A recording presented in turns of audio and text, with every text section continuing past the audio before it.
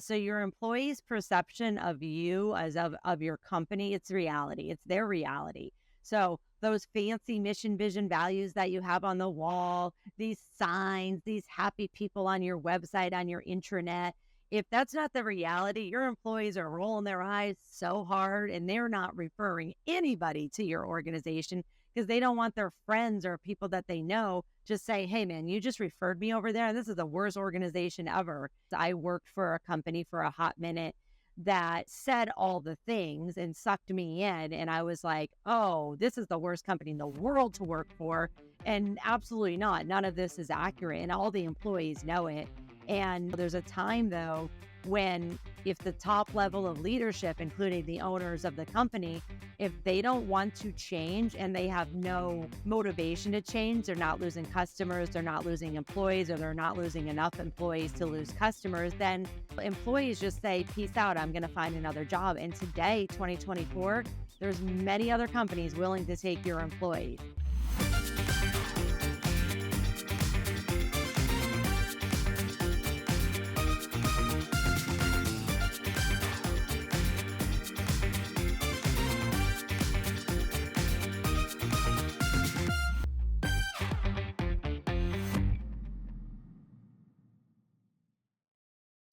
Hi, I'm Denise Chaffin, and I am the host of Talking TA. And with me today, I have the HR lady, Wendy Sellers. And I also have Wendy's books, and we're going to be discussing them today. So I will let Wendy introduce herself all the way from Florida. And Wendy, then we can talk about your books and talk about your background. Sure. Hi, everybody. Wendy Sellers, the HR lady. I've been in HR for longer than I care to admit. And I've been an HR consultant for about 12 years now. Oh, HR consultant. Okay, very good. I bet you've got some great stories about that too. I'm not sure which book did you write first? Suck It Up, Buttercup, right? Yep, Suck It Up, Buttercup, which there's a sign above me that kind of shows. Yeah, there you go. Okay, there you go. I'll try to scoot over here. How about that? There you go, under your sign. Now, where did you come up with the name? So I came up with a name. Apparently, I used to say it a lot. I didn't really know that. And I casually, a friend of mine handed me a sign. It wasn't this one. It was a different one. Or it was some kind of emblem. And I was like, what? Oh, yeah, you say that all the time. Suck it up, Buttercup. So when I wrote the book, Suck It Up, Buttercup, Be a Leader, People Will Follow, I really wanted to get the attention of people who would say things like that and would possibly blame other people for problems in the workplace, when in the end, and in my book, I talk about, you know what, I was part of the problem for quite a bit of the time there. And that's why I chose the title Suck It Up, Buttercup. Very good. Well, it's interesting because during COVID, we all had to wear masks, and I had ordered a bunch of masks with things written on them. And the one that I wore the most said Suck It Up, Buttercup on it, on the mask itself. Yeah. I used to get comments on this. So we're kindred spirits to that point. Oh my gosh, I love that saying too. I mean, but yes, I've been reading your book and I get it. We can only use that, I think, kind of in fun or being sarcastic to some degree, to say it to somebody in the workplace and mean it. I mean, we draw some red lines there. In fact, it's interesting. One of the things as I was going through your book, I made a lot of notes here. But when you talk about saying "suck it up, Buttercup" to somebody, I think that chapter 2 kind of ties a little bit more into that. Who's okay to say it to and who's not okay to say it to. And what I really love about this chapter is, and I hadn't really, I kind of divided personalities matter this way before. And so I found this to be quite interesting about people who are dominant, people who are influential. There was talks about complaints and being supportive. Talk about that a little bit and why you divided that. So the diagram is based on the DISC personality style assessment. So I'm certified in DISC, which is a derivative of Myers-Briggs. And that breaks down personalities into 4 main styles, D, I, S, and C.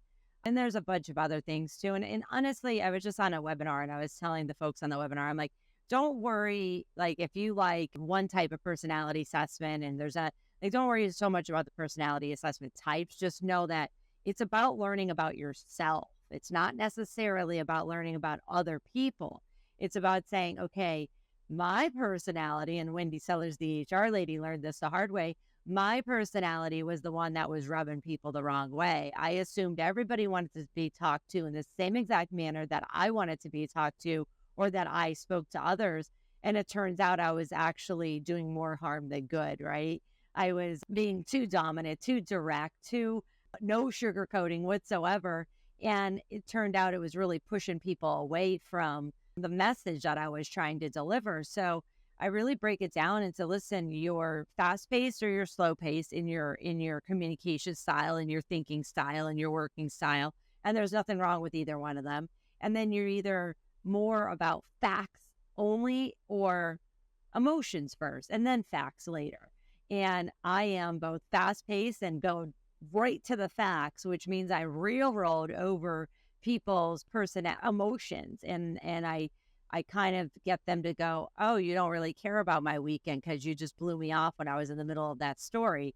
And while part of my brain goes, yeah, you're right, the other part of my brain goes, you moron, you just totally unengaged them. And now they don't want to do what you want them to do because you weren't listening to them as a human first. And their personality style requires you to hear about their weekend. Just make sure it's 10 minutes for me and not an hour. Yeah. There's that. But oh my gosh, that is such a good point. I love what you just said, though, that you expect everybody wants to be spoken to the way that you want to be spoken to, or the way that you're used to people speaking to you, or what you can tolerate, right? Yeah. And yeah, and I think those of us with dominant personalities, I think that we probably tend to lean that direction more. And I love something else that you brought up on empathy versus sympathy. I literally just got off doing a webinar for first time managers, and I was telling them the difference between empathy and sympathy. Sympathy is when you're kind of like, oh, I'm sorry, or I feel sorry for you, and you tilt your head sideways. Empathy is when you're like, not saying I feel sorry for you now, but I'm going to put myself in your shoes for a hot minute and then go, oh, that's how this feels. Okay, now I could see where you're coming from in a different manner. And so all these personal traits, they matter in the workplace, and matter in your home life too, like understanding people, where people are coming from, how did they grow up, what's their personality style, what's their personality trait, introvert, extrovert, ambivert, and then using that magical word of two words, emotional intelligence, which involves empathy, and then just putting it all together, saying, oh, that's right, I have humans that I work with, and I should probably change my communication style just a little bit so that if you are a dominant direct person like me, I can get my employees to do what I want them to do. And then the funny thing is, here's the best part, is I found that when I started adjusting my personality style, I always cared about them. I just wasn't showing it. And now I even cared about them more, and I've learned to show it. And I was like, oh, okay, that doesn't make me weak by showing my feelings. I was like, whoa, that's how I wasn't expecting that. I was expecting to feel weak by showing my feelings. But it turns out when you're honest and you tell your employees, like, hey, I made a mistake, or we have to make the changes on something and I'm taking responsibility for that, they actually respect you more, not less. That's very true. And not only that, but what I've noticed when I take responsibility for something, I remember we were on a Teams call. There was a bunch of us on a Teams call. And I had made an error on something. I go, oh, yeah, that one's on me. I said, oh my gosh, you guys. Well, and then we were talking about correcting the error and whatnot. And then somebody else later on took responsibility for another error that came up. So it's almost like when you show your vulnerability, then you're giving them okay to show theirs. Because we all make mistakes. We learn from our mistakes, though. If we don't make mistakes, we're not going to learn. And that's the other thing that I wanted to just touch on real quick is, as parents, we tend to step in, and this is as managers too, and say, oh, don't do that because you're going to make a mistake. And trust me, I made that mistake 10 years ago and you don't want to do that.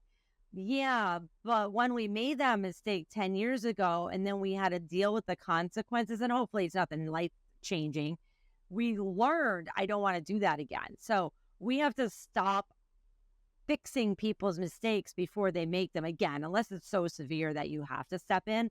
Let them learn from screwing up royally to say, yep, I learned from that mistake and I don't want to do that again, versus I don't know, I never learned. Somebody keeps stopping me from doing it, or somebody keeps stopping me from making that mistake. Let people screw up. Let people go through a little bit of the pain to say, whoo, didn't like that. Don't want to do that again. That's interesting you bring that up because it makes me think of a situation where we had a couple of people who were working remote who, once they got in there, they realized that they didn't have the self-discipline to work remote. They were easily distracted by things going on in their home or outside or other phone calls, things like that. And they kind of learned that the hard way. But I mean, that's not something you could even think to step in and correct on somebody. That's something they do have to find out.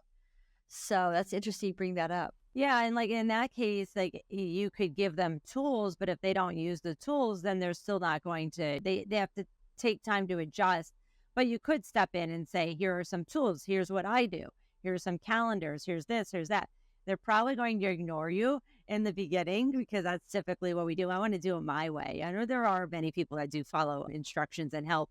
I want to do it my way. Like, oh, that's screwed up. Hey, can you go back here and tell me what you did again? Because yeah, I'm learning the hard way now and I don't want to feel that way again. So if I want to continue to work from home, give me some tools and resources to help me better manage my time and my ability to stay on track. Yeah. Well, I had two people tell me that they had to go on site somewhere. One woman said she was fighting with her cat. And I thought that was funny. I know. And she said, yeah, which tells me that I need to be working on site someplace and not from home. And she never has gone back to working from home. I still stay in contact with her. So That's interesting. Or maybe even working from a coffee shop where there's not a cat, right? But it is the truth with the animals. The animals are like, oh, you're home? You're my servant. Come over here. And like, no, I'm on a call. Stop yowling. yeah, yeah. Or the barking. Yeah, you can always tell people with dogs because you can hear them in the background, right? Oh my God. And during COVID too, when all the kids were at home from school, I felt so bad for parents. I can't even imagine having gone through that. Oh my gosh. I know. And it was a change to everybody. Like everything was sudden change. It wasn't like, oh, I've eased into this remote workplace or whatever. If they were not dealing with that before, and not only that, now they have their kids at home too. Woo! I feel sorry for them. You know what? Glad That we got brings through up that. a question that I'd like to ask you. And I don't know, because like I said, going back to your chapter 1 on Suck It Up, Buttercup, you talk about leadership isn't for the weak. So during COVID, when we had this huge pivot, how did you see the pivotal changes in leadership for people managing now remote workers versus on-site workers, and then having to go back again to try to pull the ranks back into the office? Yeah, so definitely during that time period and today still, a lot of people who have the leadership title, even the supervisor or manager title, I'll say manager and up, it was just the title, it turns out, because they might have had the spot and including the income on the org chart, but they were managing by I'll also say like management by fear a little bit too. They were like, you're here, you checked into the office, here's your stuff. Okay, bye. They still weren't communicating with their employees. They weren't giving them feedback. They weren't on the same page. They're like, well, everything's great. They show up to work every day, 9 to 5. So everything must be going well. Well, now these folks are, including the managers, are working from home, and there's no project management. There's no management of what are all my employees doing. Before they're like, well, I could see what they're doing. Well, could you? Just because they're there working doesn't mean they're really working. Doesn't mean they're 100% productive. Doesn't mean because they're sitting in that chair for 40 hours in front of you where you could look over the cubicle and you could see them. Doesn't mean that they were doing what they were supposed to be doing. They could be sitting there and you're not really looking at their computer and they're messing around on another job or on the internet or on Facebook or whatever it might be, watching YouTube videos. So it is interesting that a lot of management failed in the remote work area because they were not really qualified to be managers. And I don't blame the managers. I blame the companies that put them in that spot, remote or in person, and didn't give them any training. And didn't say, hey, here's our job descriptions. Here's our review forms. Here's how we meet with people. Here's how we manage tasks. Here's our project management system. They just said, you're a manager. Good luck. Bye. Make sure everybody clocks in and clocks out. And it's like, well, it's a lot different when somebody's remote.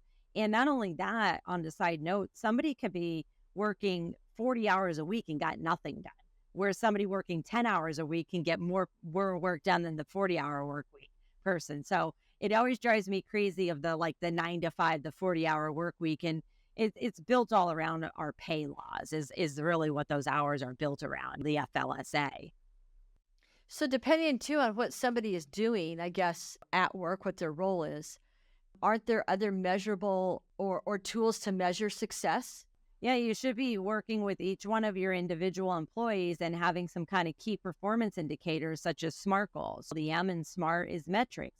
So if you're saying, hey, we're rolling out a project, you're in charge of it, and I need it done by the end of July. Well, if you don't give them other metrics of by the end of May, it needs to be 65% done, they might not even start until the beginning of July. And they go, whoops, I'm never going to get this done now because I should have started it before. And so rolling out metrics or packing a box, we need to ship out 50 of these to the clients by Friday. Okay, well, when do I need to start packing these boxes then? Should I do today or should I wait Friday morning? So really backwards planning is what I tell everybody in management is backwards plan how long it's going to take to get the project done. And then you'll know when the start date is versus just going, I don't know, figure it out, employees. If the manager doesn't know how long it's going to take to get anything done, a task or a project, then the employee possibly won't know either. They might be a subject matter expert and they will be able to figure that out. But using that magical M word, the metrics is so, so important. Oh, definitely. Yeah.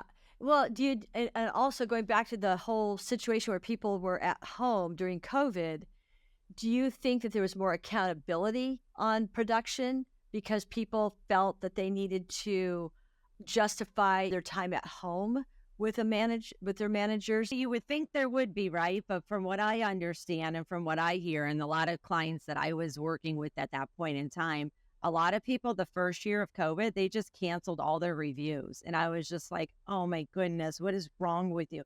Well, we don't know if they're coming back. I'm like, but still, now you've just told the employee that what they do doesn't matter because you're no longer measuring anything. Now, I could see lowering some standards because now they got to adjust to a remote workplace and they got to learn new tools and giving them a little bit of more time. But it blew my mind how many companies have told me that during that COVID period of a year to 2 years, they just said, we're not even just doing any reviews anymore. We don't want to scare people off.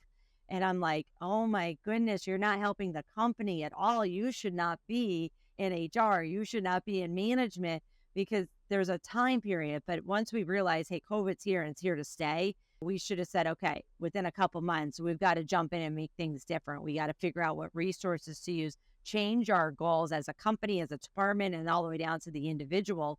Let's change our goals and our projects and then change how we're going to measure you on success. But I don't feel that that happened with the majority of companies. Let's face it, most companies, even today, weren't measuring success anyways, even in person.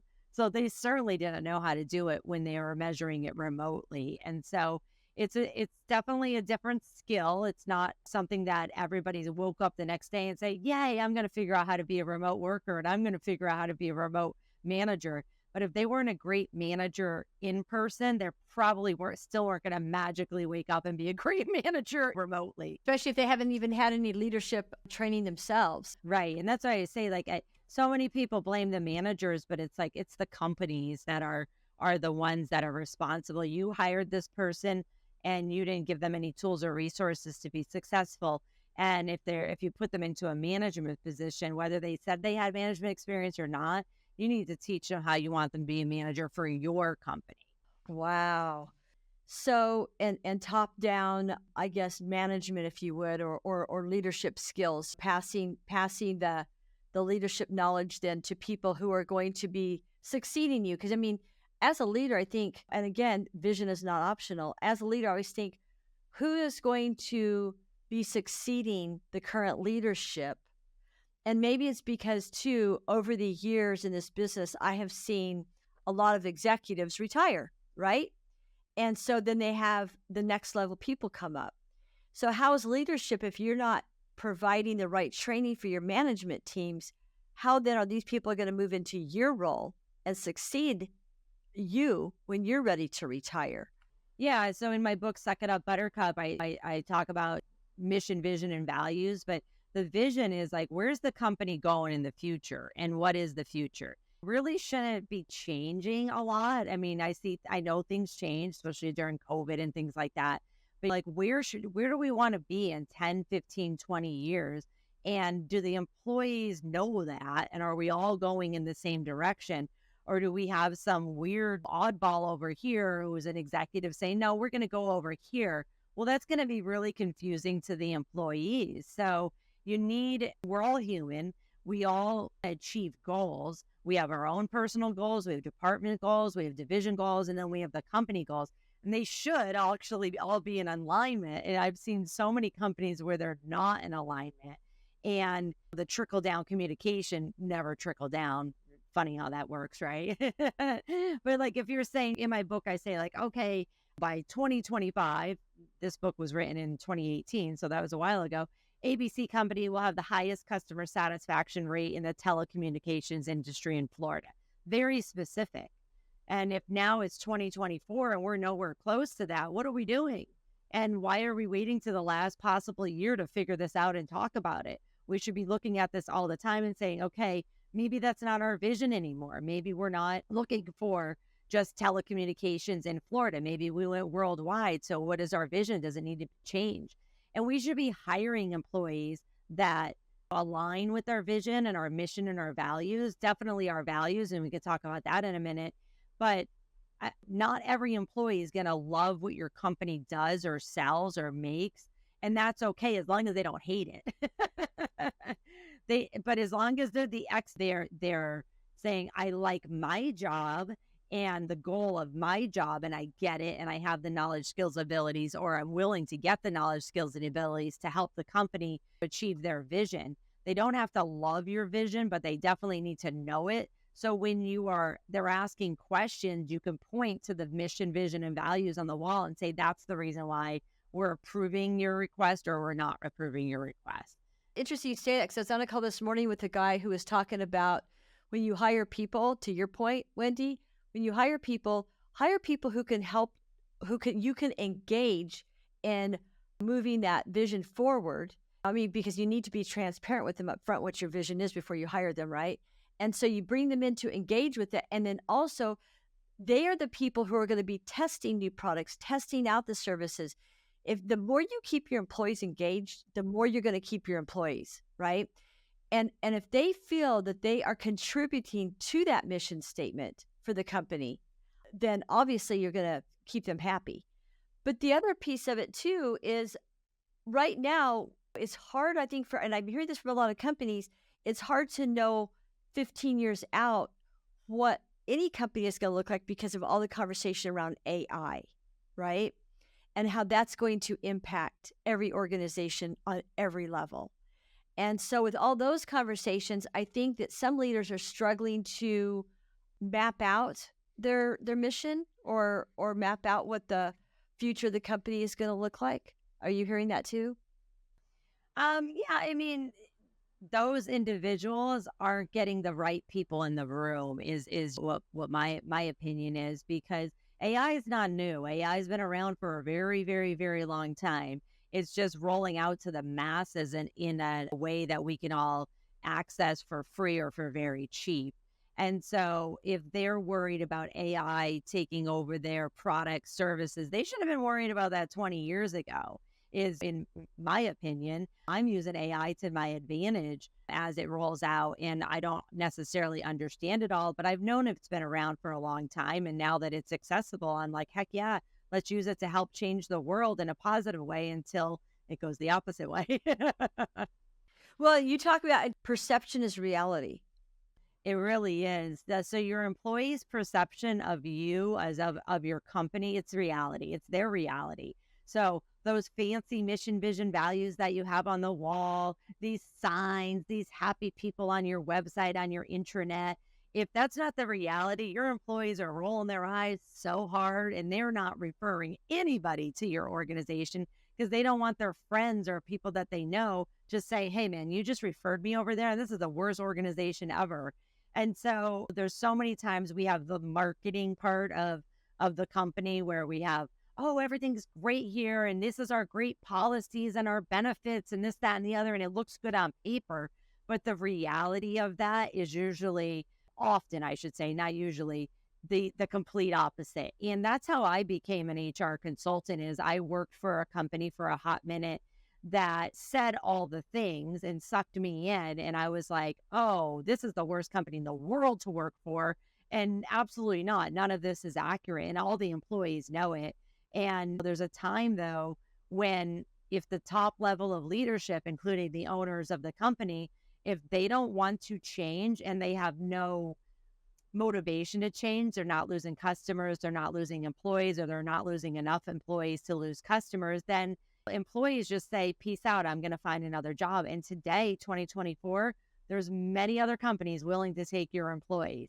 And so the old, the little treat in the hand of like, oh, you can't leave here because you're not going to find another job. Employees are in charge right now, and they have been for quite some time, and they're going to continue to be in charge. And a little side note too, just because I was reading about it this morning on LinkedIn, there may or may not, there's going to be a decision soon made about non-disclosure agreements. So if the decision is made that as a company, you cannot put your employees in non-compete or something like that, then if that decision's made and your tool to keep employees on your payroll, even though you have the worst company possible, is because they are signed into a non-compete, that might go away.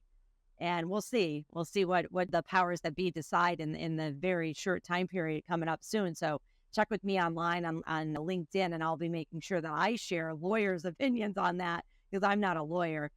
But if it turns out that they say non-competes for employees are not legal, all those people are only staying at a company because they can't leave, because they can't take a job somewhere else.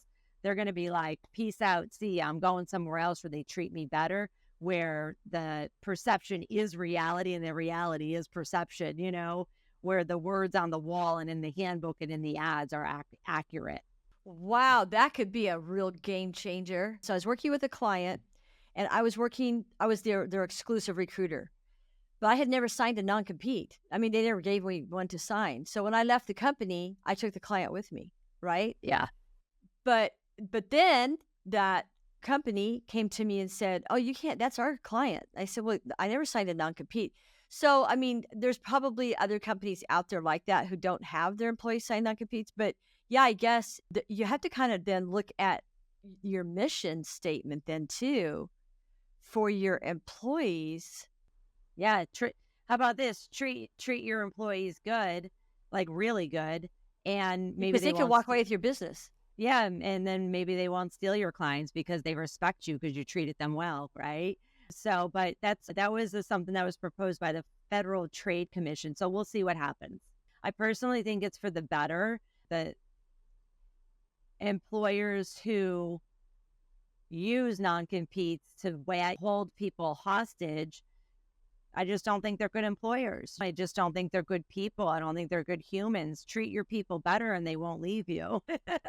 Treat your people better. Wow. And they'll say, you know what, you've treated me well. I'm going to start my own company, or I'm going to work somebody else, but you've treated me really well. And so I'm not going to steal your candidates or whoever it is. There's a lot of complexities, and in HR, we have to kind of be a little mini lawyer. And I just lean on a lot of my lawyer friends to say, okay, make me understand this. And I follow a lot of lawyers, employment attorneys online.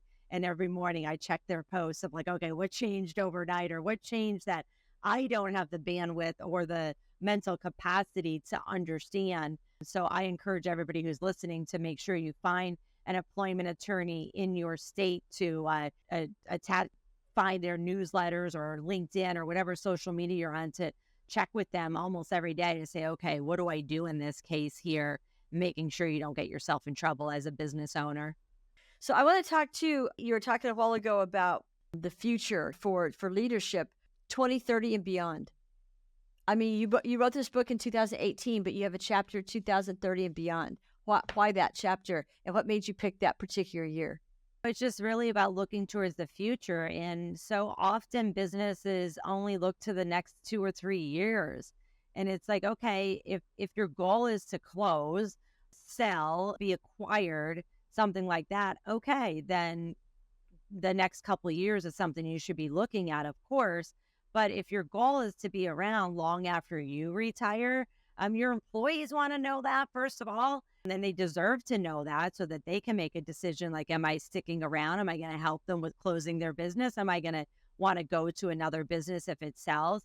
But we really should be, most businesses open and say, I want to be here forever, even after I exist. And so that's why I picked out at that time a much further date. And it turns out so much has changed. You just mentioned AI. I was thinking AI as a norm would be around in 2030, but here it is, 2024, and it's been out for quite some time. And so what else is going to change in the next couple of years? Probably a lot. If we look back at the human race, a lot has changed. And even looking back 20 years ago, never mind 50 or 100 years ago, when we say our ancestors were using these tools, well, those tools at that time were very, very complicated and improvements on their ancestors' tools. And so it'll be interesting to see in 2030 or 2070 when they're looking back at us using this technology right now, going, oh, that was so lame. Oh my goodness, that's so old. And we're like, yeah, this is great. We don't have to get on a plane to talk or get in a car. And my whole point of picking just a random out there date is we have to be looking at the future. We need somebody in the business to be looking at the future. And it's probably not me or you. It's probably not the business owner. We need experts involved from all angles, because when we are looking at our business, whether we have 5 employees, 5,000 employees, we usually end up like this in a tunnel, and we're just looking at what's going on now versus what's going on in the future. And if you're relying on your managers to be forward looking, they've got too many things going on. This is why we need different org chart levels and divisions as well. And the last thing I want to say about that too is what I have discovered is the bigger we are and the more our org chart levels we have. So let's just say executive, director, manager, supervisor, and then the individual contributors. The further you are, whatever your role is, the further you are from the front line, the less you know what's really going on. Because you're in meetings, you're planning, you're strategizing for other things, working with big clients, maybe merging with people, and you're further and further and further away from the reality of what's actually going on. And we go, oh, well, I was in that position 10 years ago. Yeah, well, buddy, 10 years ago, a lot of things are different. And so we should be asking the frontline employees of what's going on when we're making big decisions. Like, hey, if we change this, how is that going to affect your job? But we forget to ask them because we're like, oh, they're just at the front line. They don't understand. We'll get them to understand. Well, and that ties in, I mean, what you're saying right now, it ties into the 2 chapters in your book towards the end of the book. One is called Inclusivity is Good for Business, including, I would imagine, including your employees and conversations. And then your last chapter is Shut Up and Listen. Love that. Love that. Because we don't listen. And I'm one of those people that used to not listen. I'm sure many times I still don't, right? But because I'm human as well. But we often talk to hear ourselves talk, or we talk, we say we have something to tell somebody, but I don't have time to listen to them. I'm going to tell you this and that's it. And if we just shut up and listen once in a while, even though there might be drama involved in it and raised voices and everything, if we actually listen to the data, the facts, and try to remove the emotions, we might actually find the root cause of the problem right there and the solution all at the same time. But because we are going, oh, this person drives me crazy, or they're upset, I don't want to listen to them anymore, or we're just busy, we don't listen. We don't listen to the people who have the answers. So shut up and listen, please. Well, we're trying to listen to our clients, right? And so you're not listening to what's going on in your own camp because you're listening to the external noise that's going on with clients and vendors. And and competitors and People whatnot. that are important. Well, guess what? Our employees, which we're all realizing since the pandemic, we're really realizing that our employees are actually pretty darn important and expensive. And when do we figure that out? When they walk out the door and we go, oh And we've no. spent all that money training them and getting them up to speed, especially if you're not going to have a non-compete now. Yeah, But right? anyway, Exactly. so that's this book here, Suck It Up, Buttercup. Great book. Love it. Yep. Thank you. Yep. Seriously. And then next up is your most recent book, The Asshole Whisperer. And I love just being able to say that. How to Thank deal you. with crappy leaders and jerks at work. I mean, okay, so the title by itself gets your attention, and it's not a long read. It's an No. easy read. Yep. But I love all the true stories in here. So you've got 8 Yes. true stories in this book about situations. So Yes. let's talk about this one then for a minute. The first thing that I marked on here is, what is an asshole whisperer? I love that. And why do I want you to be the asshole whisperer? We tend to, when we have jerks in the workplace or assholes, we tend to go, rah, and that just gets them more fired up, right? It doesn't mean they're going to stop and listen. So going back to the other book, first of all, shut up and listen. Why are they acting that way? Well, is it because you've allowed them to act that way and they don't know any different? That's usually the first thing. And so that's why in that book, I talk about corporate values. I think in the first chapter about saying, okay, we should have a very, very clearly defined set of expected behaviors for the workplace. We should be interviewing for them. We should be reviewing and giving feedback on that. We should be training, and we should say, this is what respect means for my workplace. This is what transparency or honesty or accountability means for this workplace. And if you do not comply with these behaviors, you cannot be part of our team. And so don't assume that people know what those words mean, because they mean something different to everybody else. Honest means something different to everybody else. Accountable means something different. Respectful means something different. You could be respectful on the street. You could be respectful in this specific environment, and this is what it means. Professional language, professional clothing, it all means something different. I'm in the state of Florida. There's no professional clothing unless you're a CPA or a lawyer. Other than that, it's flip-flops and everything. You see people in suits here, you're like, oh, you're either a lawyer or a CPA. What's going on here? And even that has changed a lot since the pandemic. But being the asshole whisperer is saying, okay, I'm going to check myself here. Why is this person allowed to get away with this behavior? And I need to be the one that holds them accountable. So let's figure out the root cause of why they're being a jerk.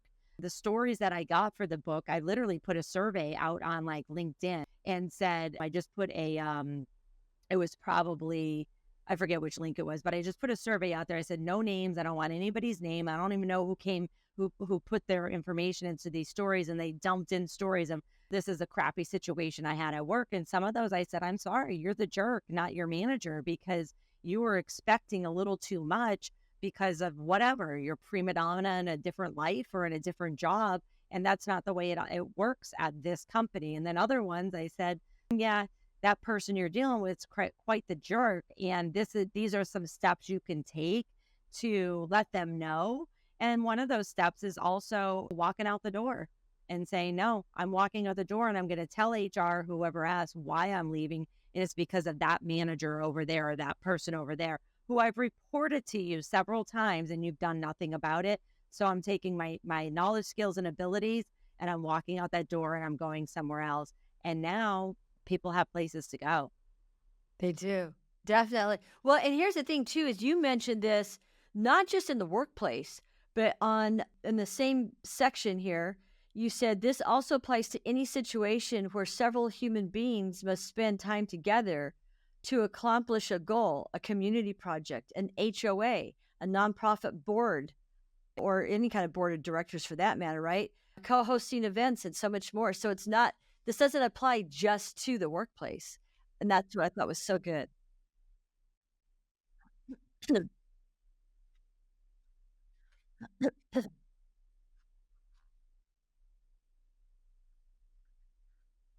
But even if you did have the authority to say that, like, what does that mean? Stop being a jerk. This is when you should really pull somebody aside, adult to adult, human to human, and say, hey, what you just said in there bothered me. When you start saying it bothered so and so over there, now you just start drama. I always say, pull them aside and say, that made me uncomfortable watching that interaction. And I just want to let you know that as a friend, because I care about you, or maybe you don't care about them, but I just want to let you know that it made me feel awkward. And I'm sure it did with other people too. So you might want to check yourself from now on. And if I was in your position, I would probably go back and apologize. But I just wanted to give you some words of advice. Now, the reason I'm saying it this way is because I didn't handle it that way. I'd be like, you're an asshole. And then that didn't really go over very well. They're not going to listen to me when I just call them an a-hole in front of everybody, or even I just did it on the side. So I had to really learn, and I struggled through this a lot even today. Yeah, and I struggled through it today a lot too because I'm a hothead. My whole family is. I have the dominant, direct, take charge personality, and I tend to railroad over everybody. And so there are many times that I have to go, okay, take a deep breath, Wendy, and remember that this necessarily isn't your problem and you're a problem solver, but you might want to handle this a different way. I tend to ask other people for advice now, like, okay, how do you think we should handle this? Or how do you think I should handle that? And then a lot of people come to me to handle personal situations amongst like friends groups. And I've learned as of recently, I'm like, I'm not going to get involved in that one. I'm sorry. You're on your own. Here's some advice, but I'm not getting involved in that one. Oh my gosh, that is so good. Okay, and then talking about personality, and you were just talking about people raising their hand and saying this made me feel uncomfortable. That's one thing that I can really credit the Gen Z generation for, is Oh, raising their yeah. hand. They're great at it. We Yeah. can all learn from them in that respect because they are so good at telling people how they feel and Yeah, telling they people really when they are. They really are. And unfortunately, other generations then just make fun of them for it. Oh, they'd say they're crying and everything. And it's like, you know what?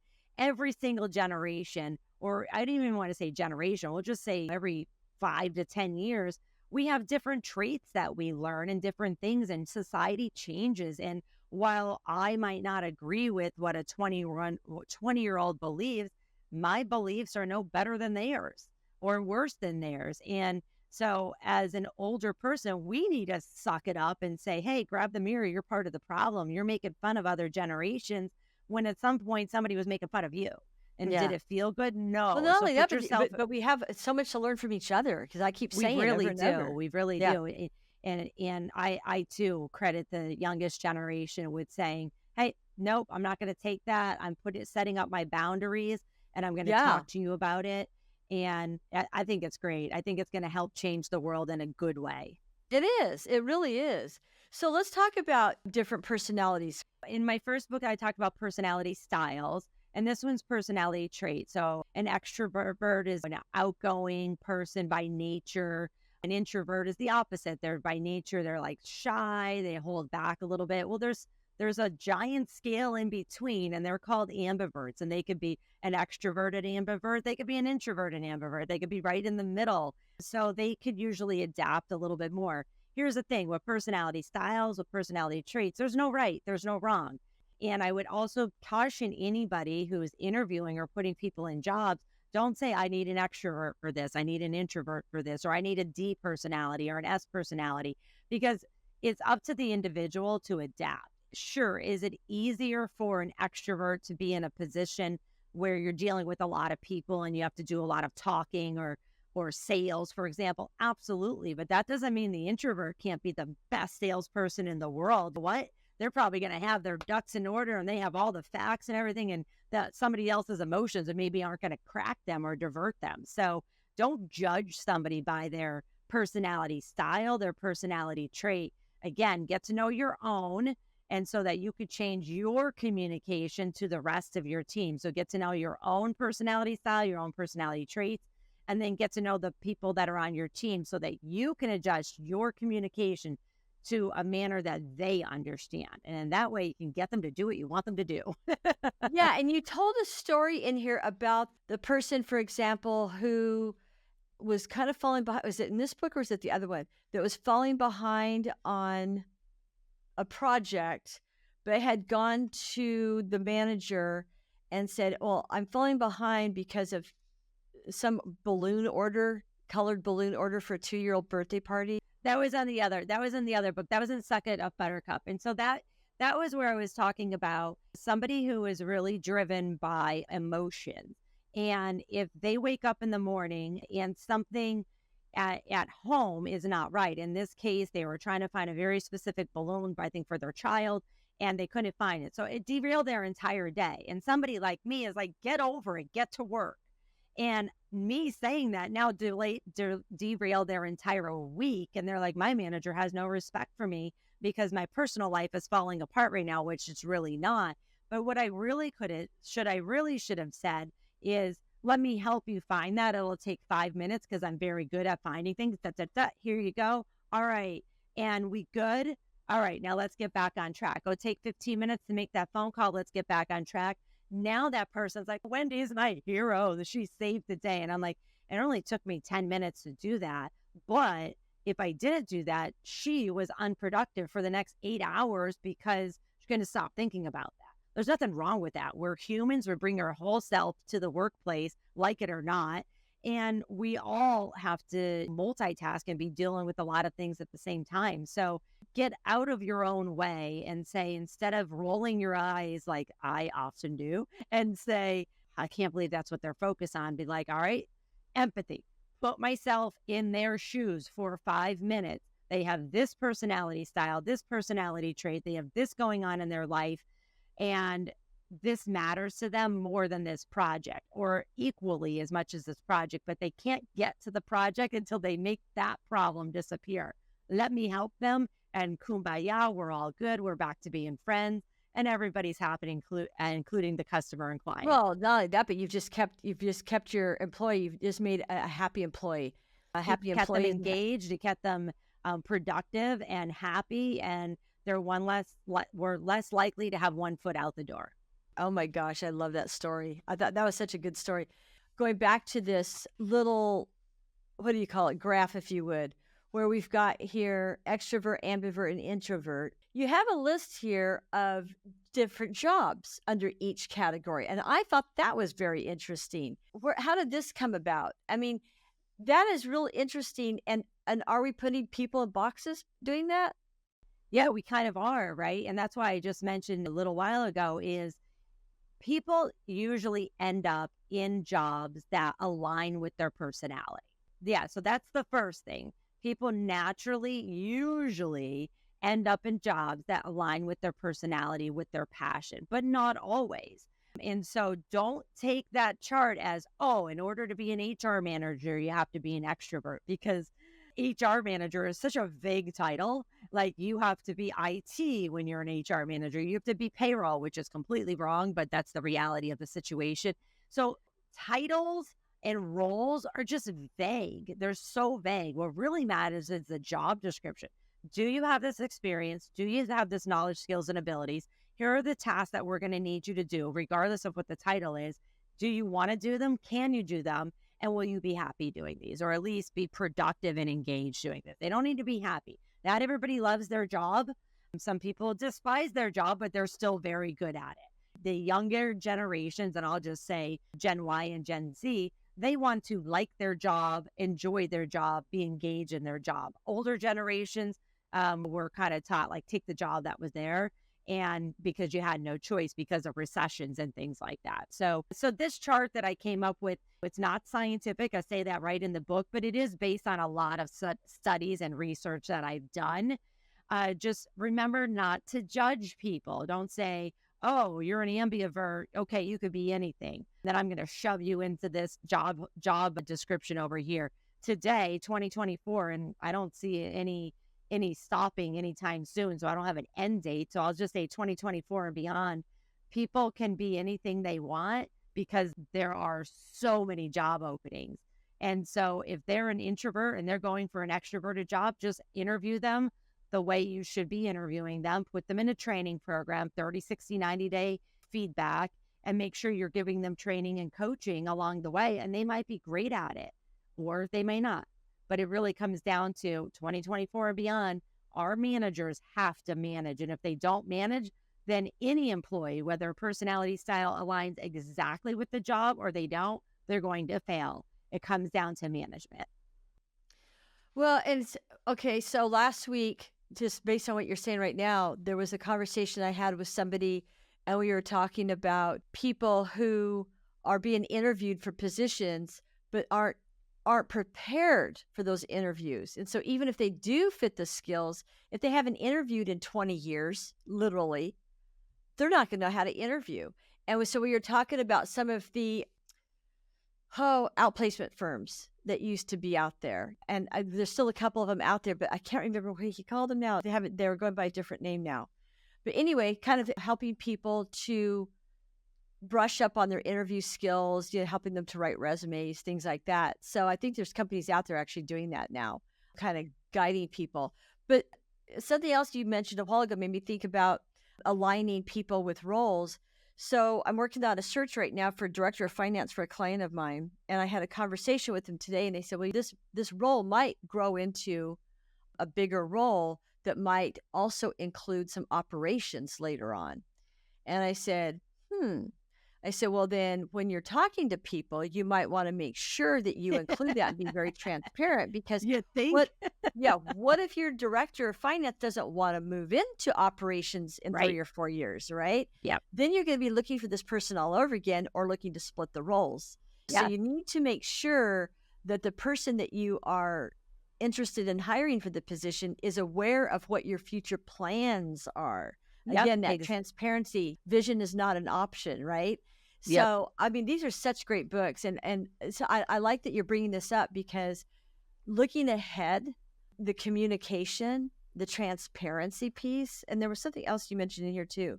Oh, I love this chapter, feedback, the F word.